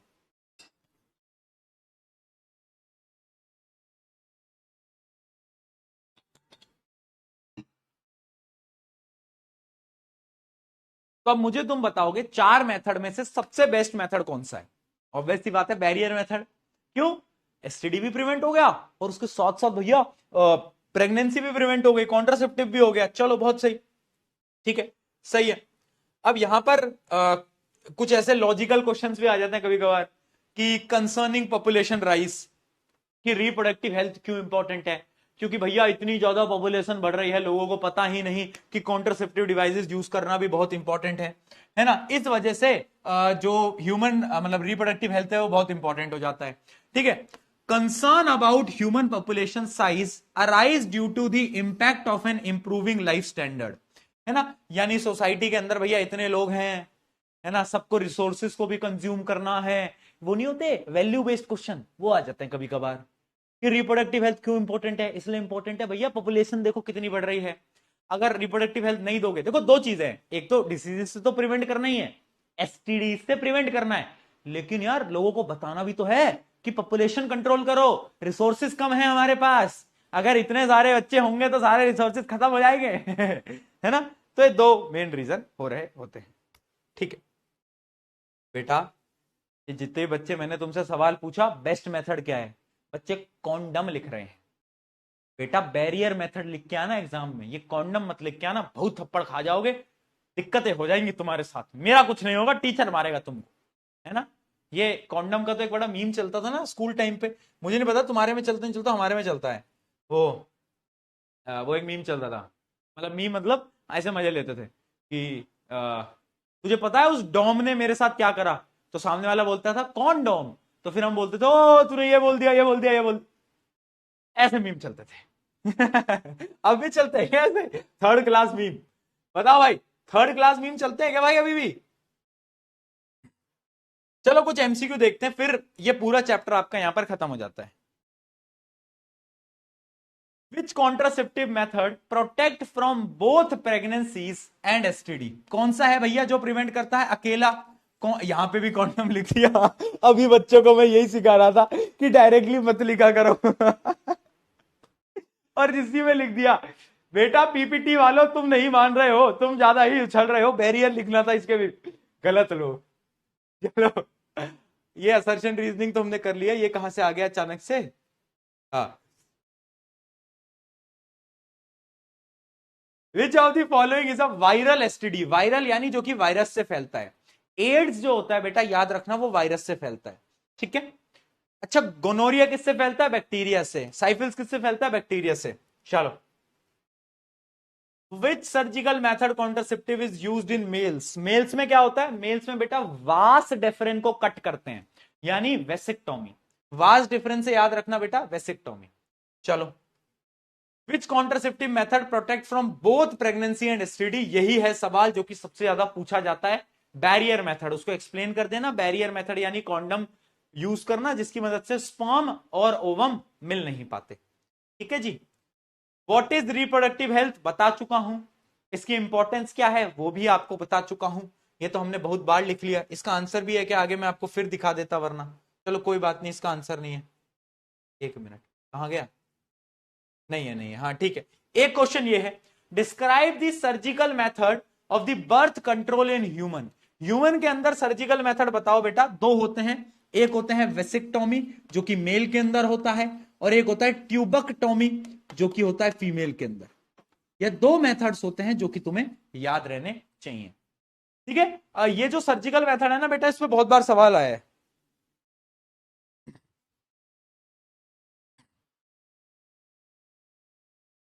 यहां पर बेटा फाइनली हमने दुनिया जहान का सबसे इंपॉर्टेंट चैप्टर तुम लोगों के लिए वो हमने खत्म कर दिया है। तो एक बार जोरदार तालियां बजा दो, एक बार फटाफट से जरा तालियां बजाओ। चलो तालियां बजाओगे सभी सभी, ठीक है। Well done well done well done. क्या क्या क्यूट, अरे क्यूट पीके, क्यूट पीके बना दिया है दोस्तों, एकदम नन्ना मुन्ना क्यूट पीके है। तो क्या बात है, यहां पर आपका ये चैप्टर हो जाता है समाप्त। एसीपी अपलोडेड है। कल से एक नया चैप्टर हम स्टार्ट कर रहे हैं। ओके जी, इसकी एसीपी हम बाद में डिस्कस करेंगे। ओके, क्योंकि टेक आ टाइम, क्योंकि अभी बच्चों के हाफ ईयरली भी चल रहे हैं कुछ कुछ के, तो अभी उनके पास समय नहीं है, तो अभी एसीपी डिस्कशन नहीं करेंगे। मेनली एसीपी डिस्कशन अपन शायद सैटरडे को करते हैं। सैटरडे तक का टाइम तुम ले लो, सैटरडे तक का तुम टाइम ले लो, ठीक है।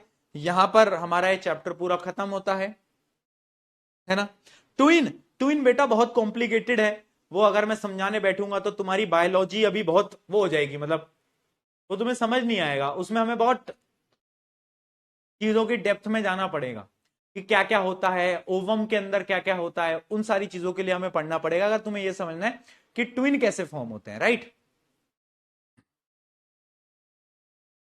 तो इतना याद रखना कि अब ये चैप्टर हो गया खत्म। एसीपी करो, कल से हम एक नया चैप्टर स्टार्ट करेंगे, और वो चैप्टर होगा कौन सा, बताओ कोई, कौन सा होगा chapter? Magnetic effect of electric current, है ना, वो चैप्टर, यानी फिजिक्स हम कल स्टार्ट करते हैं। एक छोटा सा नन्ना मुन्ना सा क्यूट चैप्टर है, क्यूट क्यूट क्यूट, मजा आएगा। तो उस चैप्टर को हम स्टार्ट करते हैं बेटा, और उसको हम पढ़ना डिटेल में स्टार्ट करेंगे, ठीक है जी। ओके जी। कार्बन नहीं करेंगे अभी, कार्बन पहले पहले ये हो जाए फिजिक्स का, कार्बन आराम से पढ़ेंगे। कार्बन में टाइम लगेगा, कार्बन में हमारे 8-9 लेक्चर लगेंगे लगभग। ये एक छोटा चैप्टर है, पहले इस छोटे से चैप्टर को निपटाते हैं। कार्बन आराम से तसल्ली से बैठ के पढ़ेंगे, कोई दिक्कत नहीं है, क्योंकि मैं कार्बन में हड़बड़ी नहीं करना चाहता। कार्बन एक बहुत इंपॉर्टेंट चैप्टर है, थोड़ा टफ भी है, तो उसको मैं डिटेल में पढ़ाऊंगा, बहुत आराम से पढ़ाऊंगा, तहजीब से पढ़ाऊंगा, मजे से पढ़ाऊंगा, राइट। चलिए इसी के साथ आज की इस कक्षा को करते हैं समाप्त। थैंक यू 1.5 घंटे की क्लास में पढ़ने के लिए। लव यू ऑल, बहुत सारा प्यार। कल मिलते हैं नए चैप्टर के साथ। दोस्तों को बता देना कल एक नया चैप्टर आ रहा है, तो सबके सब पहुंच जाएं 5 बजे। मिलते हैं कल, take care, love you all, bye bye, bye bye दोस्तों।